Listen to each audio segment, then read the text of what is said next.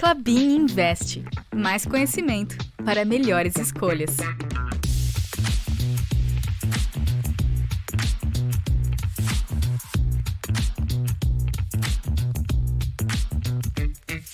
Quando a gente pensa na ideia de comunidade, logo vem à mente a noção de cooperação.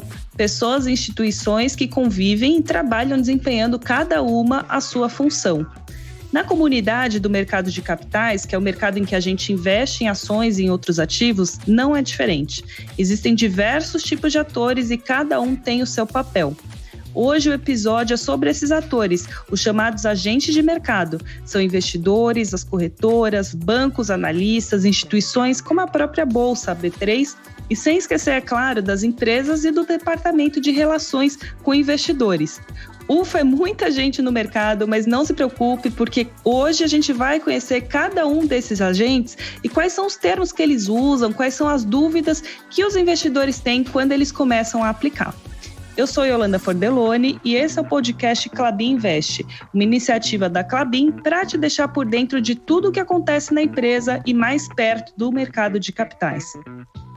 E para ajudar a gente no tema de hoje e também explicar alguns termos comuns no mercado financeiro, eu converso hoje com duas pessoas que navegam bastante nesse mundo de investimentos. Falo com a Bettina Roxo, que é estrategista-chefe da corretora Rico. Bem-vinda, Bettina. Obrigada, Yolanda. É um prazer estar aqui com você e com o Marcos para a gente desmistificar ainda mais esse mundo que muitas vezes parece distante, mas não precisa ser, né? Não precisa ser, já disse tudo e o prazer é nosso. E o segundo convidado você já apresentou, né? É o Marcos Maciel. Ele já esteve aqui, inclusive, no Klabin Invest, só que lá no YouTube, em um dos primeiros vídeos que a gente gravou, o Marcos Maciel, que é gerente de relações com investidores da Klabin. Muito obrigada, Marcos, por disponibilizar um tempinho para conversar com a gente. Oi, Yolanda, Bettina. É um prazer estar aqui de novo também. Espero conseguir ajudar a explicar e desmistificar um pouco do mercado de capitais aqui no Brasil. Com certeza. E bom, já comentei aqui na introdução desse podcast que a gente vai falar dos atores. E um dos primeiros atores que a pessoa se depara quando ela vai entrar no mercado de capitais é o ator que vai fazer o intermédio desses investimentos. Pode ser uma corretora, um banco de investimento, um banco comercial. Eles são, de fato, a porta de entrada, né, no mundo da Bolsa, mas muita gente ainda tem dúvida. Então, eu queria que você, Bettina, explicasse para a gente quais são as diferenças entre esses atores. Quando a gente pensa, assim, estrutura, né, acho que muita coisa mudou de alguns anos para cá. Antes, a gente tinha só a opção dos grandes bancos, né, fazendo esse contato com as pessoas, não só do lado do crédito, mas também do lado dos investimentos. Só que no passado a gente falava de juros altíssimos e pouca acessibilidade a vários tipos de investimentos, né, coisa que mudou bastante no momento atual. Ao longo do tempo, a gente foi vendo, né, os juros caindo, então a necessidade das pessoas de buscarem investimentos mais atrativos para aumentar essa rentabilidade. E não só isso, mas também a digitalização, o aumento, né, da acessibilidade a diferentes tipos de investimentos e o surgimento de casas que são especializadas em investimentos. Então, as corretoras, que antes eram muito também para pessoas que estavam muito naquele nicho, né, e muito técnicas que já conheciam bastante investimento, aconteceu uma grande mudança. Hoje eu faço parte da Rico, né, que é uma das corretoras do grupo XP Inc. E o objetivo é trazer não só conteúdo de fácil acesso, mas também todos os produtos, né, vários tipos de investimentos e uma plataforma muito acessível para todo mundo. Então, basicamente, é um dos caminhos para as pessoas começarem a investir, né? Eu até falo que muita gente pergunta como começar a investir. E o primeiro passo é abrir conta numa corretora, né? Com essa corretora você vai ter acesso a vários tipos de investimentos. Então, quando a pessoa abre, por exemplo, a conta na Rico, ela tem acesso a investimentos para vários perfis, né, de investidores e acesso não só a investimentos brasileiros, como internacionais também, né? Sim, pois é. E você disse bem, é uma evolução do mercado como um todo, né? Tanto do ponto de vista de acessibilidade, recentemente a gente teve mais abertura do mercado para investimento exterior, por exemplo, quanto do ponto de vista de valores dos produtos e também do ponto de vista de informação, porque eu, olhando de fora o mercado, percebo que teve uma evolução muito grande também na parte de informação dos agentes que atuam com isso diretamente. Por exemplo, o Departamento de Relações com Investidores ou mesmo da CVM. E aí eu queria que vocês explicassem qual que é o papel da CVM e do Departamento de Relações com Investidores nisso tudo. Eu posso começar respondendo essa daqui. Na verdade, eu vou falar o papel de duas instituições que são super importantes, né, para o mercado de capitais aqui no Brasil. A primeira é a CVM. Então, a CVM ela é o xerife do mercado, né, então é o agente regulador, então responsável por fiscalizar as operações, assim como os participantes do mercado de capitais. Então, publica normativos, por exemplo, de como as empresas devem se comunicar com o mercado, tanto em relação à forma quanto em relação ao conteúdo, define e regulamenta o papel também de cada um desses agentes de mercado, verificam os atos societários, demonstrações financeiras. Então, enfim, a CVM é responsável por organizar, né, e fiscalizar o mercado de capitais no Brasil em relação a todos os seus agentes, né? Uma outra entidade importante também é a Bolsa de Valores, que é quem possibilita, né, a compra e venda por parte, né, dos investidores de títulos das empresas, né, de uma forma eficiente e segura. Já a área de relações com investidores das empresas, né, de capital aberto são as áreas que são responsáveis por prover as informações para todos os agentes de mercado que se interessem, né, em consumir as informações, enfim, estão buscando, né, conteúdo sobre a empresa analisada, né? E aí, sobre a pergunta anterior que você fez, Yolanda, acho que só para contextualizar um pouco, inclusive, em relação ao que a Bettina comentou, por conta dessa nova realidade macroeconômica no Brasil, queda de taxa de juros, a Klabin, por exemplo, ela tinha pouco mais de 2 anos atrás, mais ou menos 10, 15 mil investidores, pessoas físicas na sua base acionária, e hoje a gente está chegando quase já a 200 mil pessoas, né? Então, isso traz uma complexidade, né, uma nova realidade, né, para as áreas de relações com investidores totalmente diferente e foi numa velocidade impressionante, né? Então, enfim, acho que esses são os principais agentes, né? E também queria reforçar, acho, como a Bettina comentou, que o mercado de capitais do Brasil ele evoluiu muito ao longo dos últimos anos, né? Então, hoje tem papéis muito bem definidos entre o que a corretora faz, o que a Bolsa faz, a CVM, demais participantes estão fazendo com que o investimento em ações se torne cada vez mais fácil, cada vez mais seguro, né? Uma curiosidade aqui, eu comecei como analista de ações no mercado, né? Então, fiquei muitos anos cobrindo o setor de papel e celulose e era a pessoa que, né, estudava o setor, estudava as empresas e passava esse conhecimento ou as minhas teses para o cliente institucional, que são os grandes fundos. Então, eu falava muito com o Marcos, do lado, né, de relações com investidores, para aprender muito sobre o setor, sobre a Klabin. Naquela época, eu nem imaginava que eu um dia estaria falando diretamente com os investidores, pessoas físicas, né? Eu acho que o Marcos já até devia ter mais contato, mas com certeza você não imaginava também essa quantidade de gente, né? De pessoa física no mercado, né, Marcos? Nunca. Assim, falava com alguns investidores, pessoas físicas, principalmente os que têm uma participação um pouco maior na companhia, até porque, enfim, eles acabam tendo um contato um pouco maior, mas dessa maneira, acho que massificada, a quantidade de demanda que a gente tem hoje, assim, nunca imaginei que a gente fosse chegar onde a gente está hoje, né? Exato, e aí acaba que com esse crescimento todo, a gente começa a ver a necessidade de muita transformação em todos os sentidos, em todas as áreas, né? Então, aqui do meu lado, como analista, eu fui traçando esse caminho para ser uma pessoa que fala até mais com o cliente pessoa física, né? Hoje na Rico eu falo diretamente com a pessoa física, né? E a gente viu essa transformação tanto na linguagem quanto do lado das próprias empresas, né? Então, a necessidade dos analistas como eu falarem de um jeito mais acessível também para falar com mais pessoas e das próprias empresas também de falarem com mais pessoas que se interessam pela empresa, né? Ou seja, a pessoa física ganhou um papel relevante aí dentro das áreas, seja da corretora ou das empresas, né?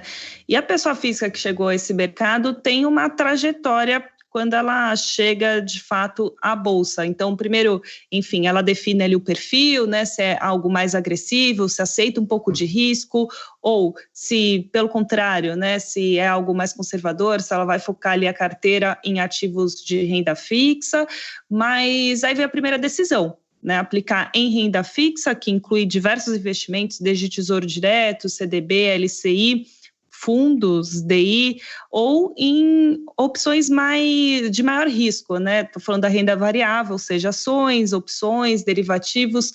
Ainda existe essa dicotomia de ou eu vou para renda fixa, ou eu vou para renda variável, ou cada vez mais vocês têm sentido que tem pessoas que estão ali no meio do caminho, né? Tentam pegar de tudo um pouco, o melhor dos dois mundos. O ideal é o que a gente sempre fala aqui, né? O ideal é ter uma carteira diversificada.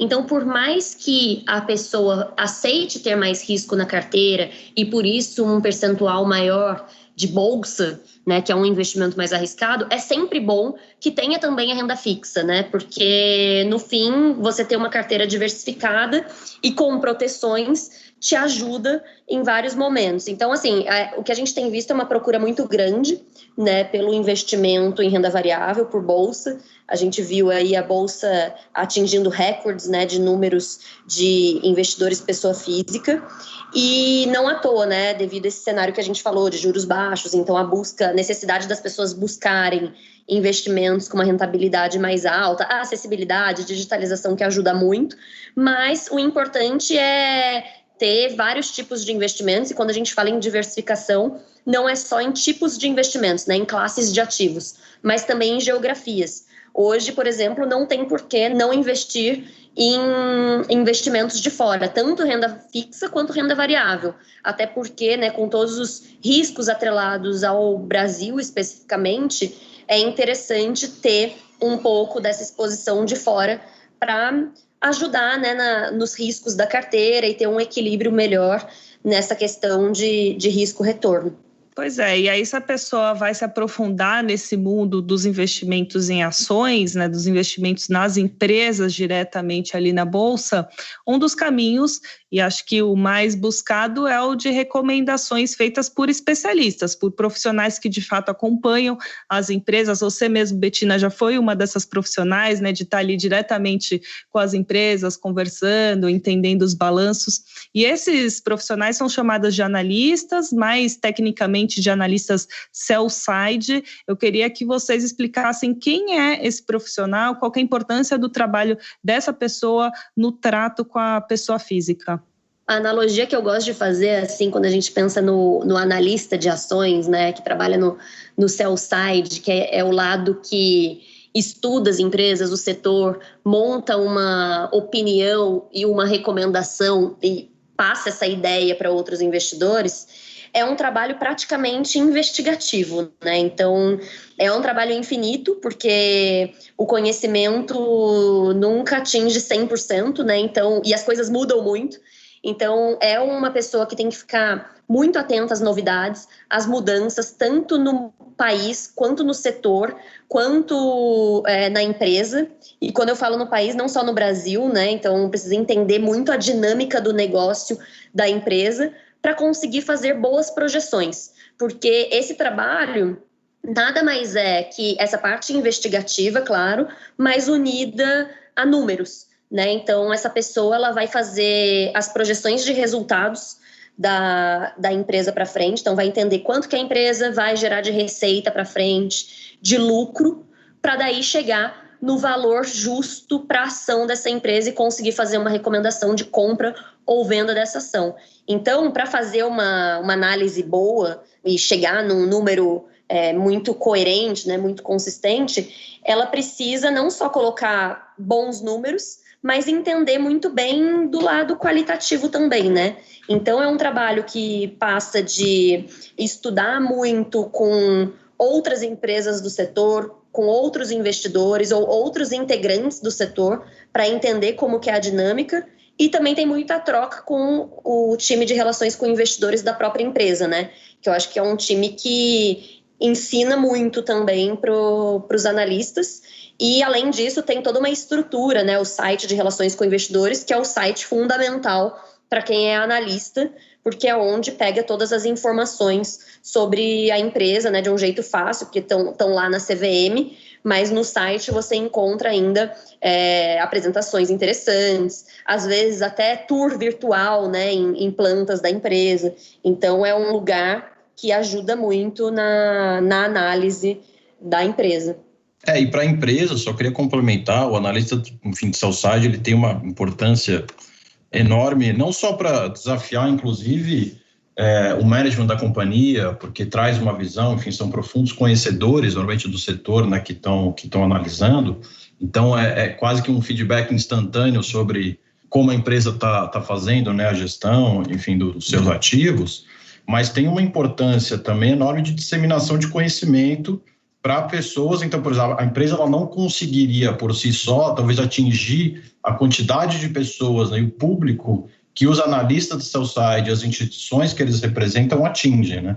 Então, essa acho que é a grande também importância da empresa atender muito bem esse público, porque eles passam a mensagem e conhecimento sobre a empresa com uma capilaridade muito maior do que a companhia seria capaz, entendeu? Então, por exemplo, hoje a Klabin ela conta aí com quase 20 analistas, né, de sell-side, de diferentes instituições. Eu estou falando analistas só do mundo de equity, porque você tem também os analistas de sell-side que cobrem, por exemplo, a parte de renda fixa, mas só de equity a gente já tem aí quase 20 analistas. Inclusive, a lista está no nosso site de relações com investidores, para quem tiver interesse. E por meio, né, desse profundo conhecimento, né, que eles têm não só em relação à empresa, mas em relação ao setor e como a empresa se insere na realidade daquele determinado país ou daquele setor, né, falando, enfim, no contexto um pouco mais global, eles conseguem transmitir para um leque enorme de investidores, acho que informações cruciais para que os investidores tomem a decisão mais correta e apropriada sobre investir ou não naquela empresa, né? Ou seja, levam mais informação a mais pessoas no mercado. Isso. E ainda tem, dentro desse mundo, outros tipos de analistas, né? Os analistas buy-side e os analistas de crédito. Qual que é a diferença do trabalho deles? Os analistas buy-side fazem esse mesmo trabalho que os analistas que a gente está falando aqui, né, do sell-side, que faz as recomendações. Então, essa parte investigativa que eu falei, entender super a fundo, né, o setor, a empresa, mas eles, de fato, investem, né, colocam dinheiro nesse papel, né, nessas ações ou não. O sell-side é a parte, né, que vende a ideia. E o buy-side é o que compra, de fato, a ideia investindo nas ações ou não. Então, são os analistas que estão trabalhando nos fundos de investimentos e estão gerindo, de fato, uma carteira, né? Então, tem essa diferença. E quando a gente pensa em crédito, são analistas focados na parte de crédito da empresa. Então, que estão analisando o endividamento, que quando a gente fala de tipos de investimentos, o investidor, né, a investidora, pode ser tanto credor quanto acionista. Ou compra a dívida da empresa, né, e tem uma remuneração em cima disso, né, uns juros em cima disso por estar ali, né, investindo através da dívida de uma empresa, ou ela pode se tornar sócia da empresa através das ações, né, comprando essa participação. Então, o analista de crédito acaba ficando com essa parte. Óbvio que também estuda muito o setor, estuda muito a empresa, mas entende muito no detalhe essa dinâmica, né, de endividamento e essa opção de investimento que as pessoas se tornando credoras da empresa, né? O analista de crédito, na verdade, ele vê, né, a capacidade de solvência da empresa, né? Ou seja, o risco de uma empresa não ter recurso para pagar os seus credores, né? E aí você tem diferentes tipos, né, ou classes de analistas de crédito. Você tem, por exemplo, agências de rating, que fazem também, né, avaliam também o risco de crédito de uma empresa, ou seja, a capacidade de solvência dessa empresa. Em tese, é uma análise isenta, né? Então, o analista de crédito, por exemplo, de uma agência de rating, ele vende esta análise para quem quiser consumir. Então, por exemplo, você tem investidores, né, ou credores de algumas empresas, investidores de títulos de renda fixa, que usam esses relatórios das agências de rating para também melhor tomada de decisão, porque em tese eles estão consumindo material que é absolutamente isento, baseado também em projeções sobre o setor, sobre a empresa, para entender melhor o funcionamento. E, além disso, você tem os analistas de crédito, os próprios bancos parceiros das empresas, né? Então, por exemplo, a Klabin, ela tem alguns bancos que são credores, e esses bancos, eles também têm as suas equipes de crédito que fazem uma análise também sobre a capacidade de solvência daquela empresa. Então, esses são outros públicos que, por exemplo, a área de relações com investidores também tem que atender. E aí, lembrando, né, hoje a Klabin, ela não só tem as ações, mas nas plataformas das corretoras, como a Bettina falou, que hoje você tem um leque enorme, né, de opções de investimento, lá você encontra também títulos de renda fixa, né, da companhia. Então, por exemplo, a Klabin tem CRAs que são emitidos e que você pode comprar, seja no mercado primário ou no mercado secundário, usando também essas plataformas das corretoras. Só queria deixar isso claro, né, porque a gente começou falando muito do mundo de ações, mas também no mundo de renda fixa, enfim, você tem alguns agentes aí que acho que é importante todo mundo saber como cada um desses opera, né? Sim, são muitos agentes, muitos tipos de investimento na Klabin, no mercado, nas corretoras, mas o que eu gosto de falar é que o bom investimento é o investimento que a pessoa dorme tranquila, né? Que ela coloca a cabeça ali no travesseiro e consegue não ter preocupações, porque ela sabe que a carteira dela está ali caminhando para onde ela deseja. Mas para isso ela precisa buscar informação, para isso, como a Bettina comentou, ela precisa fazer o cadastro da corretora e aí começam a surgir novas dúvidas. Uma delas é do próprio código das ações, dos papéis que são negociados na bolsa, os chamados tickers. Quais os significados das letras, números que a gente encontra nesses tickers? Eu acho que só um ponto de atenção, na verdade, até essa questão dos códigos é bem relevante, né? A gente vê, às vezes, notícias de que as pessoas foram buscar uma empresa e acabaram comprando outra, né? Porque ficaram em dúvida quanto ao código. Mas hoje, quando você entra em algumas plataformas que têm o conteúdo gratuito, é um jeito muito bom de validar qual é o código exatamente da empresa que você está comprando, né, da ação que você está comprando. Então, a gente tem na Rico alguns conteúdos e, mais especificamente, sobre cada uma das empresas, tem um site da XP que chama conteúdos.xpi.com.br, que tem páginas para cada uma das empresas, a análise, né, desses analistas e qual que é a ação atrelada àquele papel. Né? Então, antes de tudo, é importante entender isso. Aí tem algumas especificidades, né? Quando tem o 3, depois do ticker, que é a ação ordinária, com direito a voto, aí depois tem o 4, que é a ação preferencial, o 11, que são as units, né? Então, Marcos, se você quiser falar mais sobre isso, que eu acho que até é interessante usar como exemplo. Sim, então, assim, primeiro, acho que é importante falar, não precisa ficar assustado, acho que, enfim, hoje, como a Bettina falou, tem, enfim, vários conteúdos que você pode acessar nas corretoras, na internet, para entender um pouco melhor. As letras, né, ou seja, as 4 primeiras letras, normalmente elas falam sobre a empresa. Então, no caso da Klabin, por exemplo, é KLBN. Então, os títulos KLBN referem-se à empresa, né? O número, por exemplo, quando a gente fala de ações, como a Bettina comentou, se é a ação ordinária, se é a ação preferencial. Então, a Klabin, por exemplo, ela tem a KLBN 3, que é a ação ordinária, tem a KLBN 4, que é a ação preferencial, e você tem a KLBN 11, né, que são as units. Na verdade, assim, as units, elas não são uma ação por si só, né? É um certificado de depósito composto, cada um por mais de uma ação, né? Então, é como se fosse um pacote formado por uma proporção pré-estabelecida de ações de uma empresa. No caso da Klabin, cada KLBN 11, que é uma unit, que inclusive é o ativo mais negociado da empresa, é formado, né, por 4 ações preferenciais e uma ordinária. E aí, só lembrando, né, as ações preferenciais ordinárias, elas têm diferentes em quais decisões o acionista ele pode participar nas assembleias gerais. Então, em relação a tomadas de decisão como detentor de uma parte da empresa, né, quais daquelas decisões a pessoa pode participar sendo detentora de uma ação preferencial ou de uma ação ordinária. No caso da unit, como a pessoa ela tem 4, da Klabin, né, como ela tem 4 ações preferenciais e uma ação ordinária, na verdade ela pode participar de todas as ações. Inclusive, até aproveitando para fazer uma propaganda aqui do Klabin Invest, convidar os ouvintes, tem um vídeo que a gente divulgou não faz muito tempo, explicando, acho que muito bem, né, esse assunto, enfim, qual que são os direitos societários, direitos econômicos, né, de cada uma das classes de ações.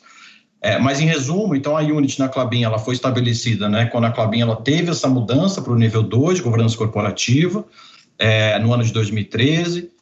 Lembrando, né, as classes de ações da Klabin, elas têm os mesmos direitos econômicos, ou seja, a distribuição de dividendos é igual aos ordinaristas e aos preferencialistas, aos detentores da Unit também, sempre respeitando a proporção, né? A Unit ela tem 5 ações embutidas nesse pacote, então uma Unit vai receber 5 vezes mais dividendo do que uma ação ordinária, uma preferencial. E a Unit também ajudou a trazer mais liquidez para os papéis da Klabin, né? Então, hoje em dia, por exemplo, a gente tem uma negociação diária, né, de quase 200 milhões de reais, que é super importante, acho que para a melhor precificação da empresa, também especialmente para alguns, principalmente gestores, alguns fundos institucionais que demandam, né, um mínimo de liquidez para entrar em uma ação. E como a gente comentou lá no começo, né, foi uma enxurrada de investidor pessoa física entrando na bolsa, entrando nas empresas, né, na própria base das empresas, como você comentou, Maciel.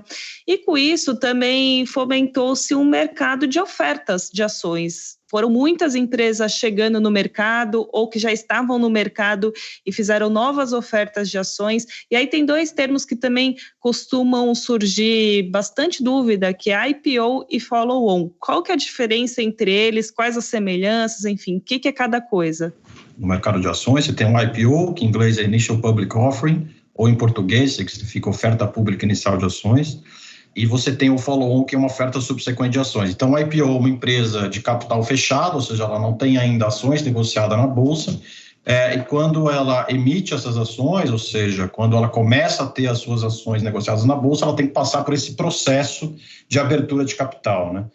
Óbvio que com essa queda de taxa de juros no Brasil tem sido cada vez mais atrativo para as empresas abrir capital, porque você tem cada vez mais investidores interessados em buscar investimentos que sejam alternativos a simplesmente um investimento de renda fixa, uma taxa de juros um pouco mais elevada.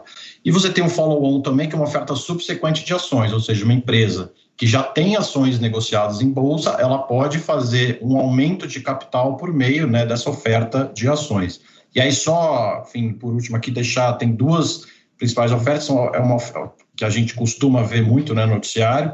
Uma é a oferta primária, que é a ação da própria empresa, e você tem a oferta secundária, que é a venda de algum acionista que já tem ação daquela empresa. Então, normalmente, por exemplo, você tem um grupo controlador de uma empresa que quer emitir mais ações, se ele parte, né, para uma oferta secundária, não é que você está aumentando necessariamente, né, o número de ações, você simplesmente está vendendo parte daquele grupo para terceiros, né? Então, acho que esses são as principais diferenças aí.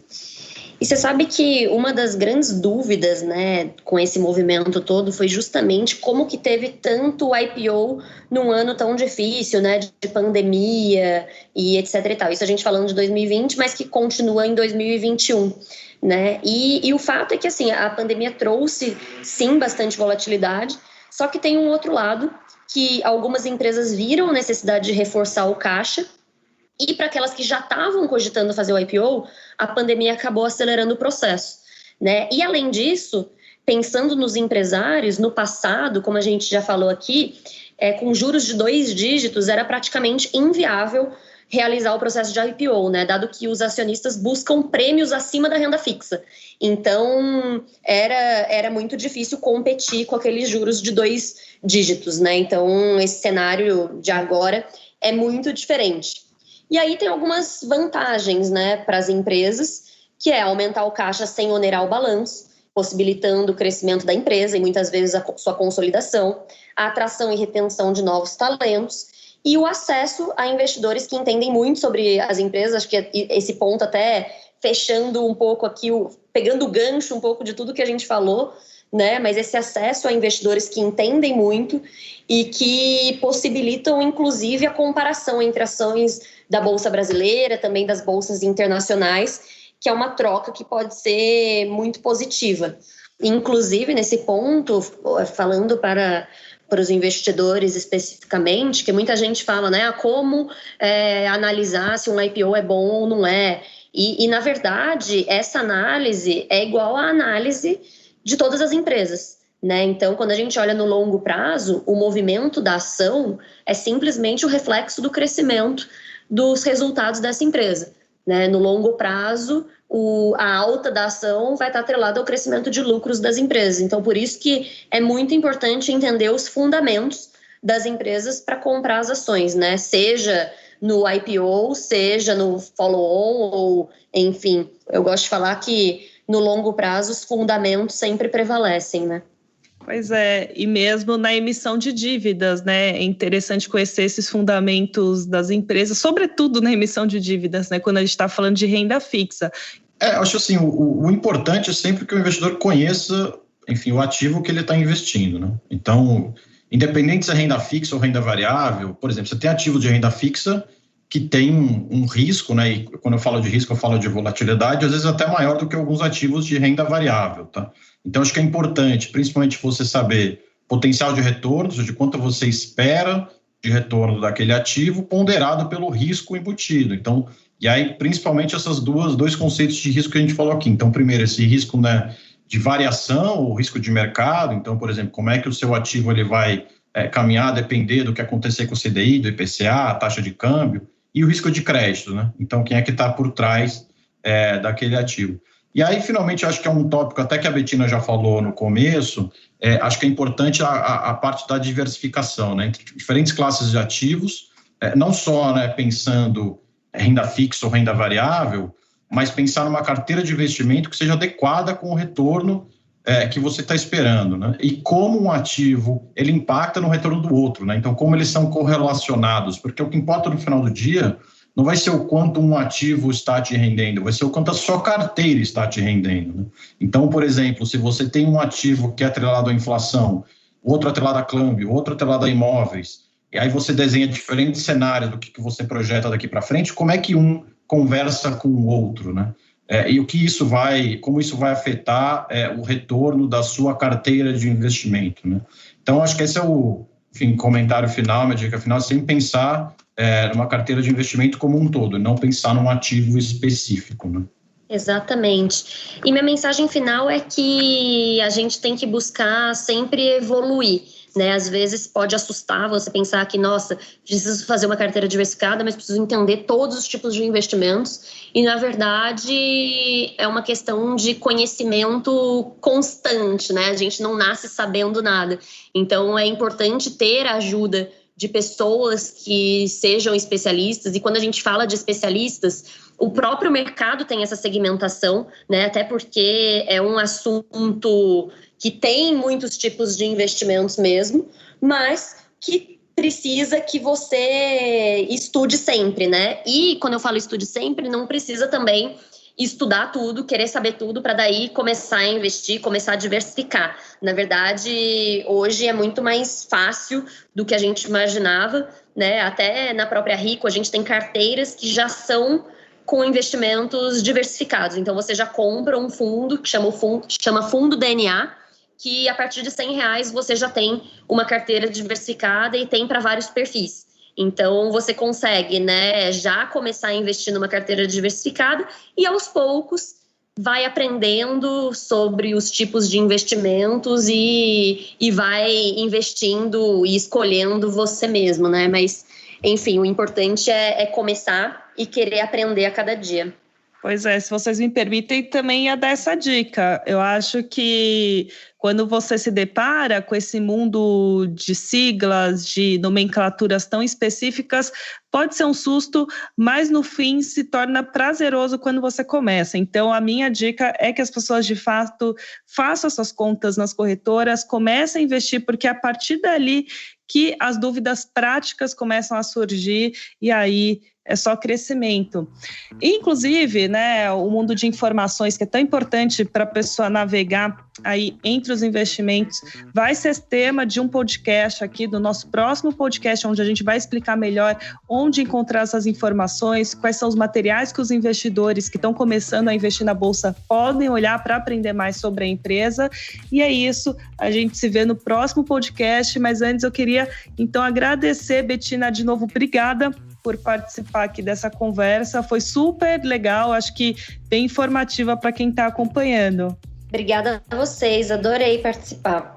Obrigada também, Marcel, acho que foi bem interessante entender essa relação do outro lado, né, do mercado, do departamento de relações com investidores, não só com os investidores, mas também com as corretoras, com os analistas, bem legal, obrigada. Obrigado, Yolanda, obrigado, Bettina. E para você que está nos ouvindo e quer continuar aprendendo sobre o mercado e conhecendo mais sobre a Klabin, aproveite também os conteúdos do Klabin Invest que estão lá no canal da Klabin no YouTube. Tem mais informação sobre a companhia e sobre outros temas do mundo financeiro à sua disposição. Fique bem, fique em casa e até o nosso próximo encontro aqui no podcast do Klabin Invest.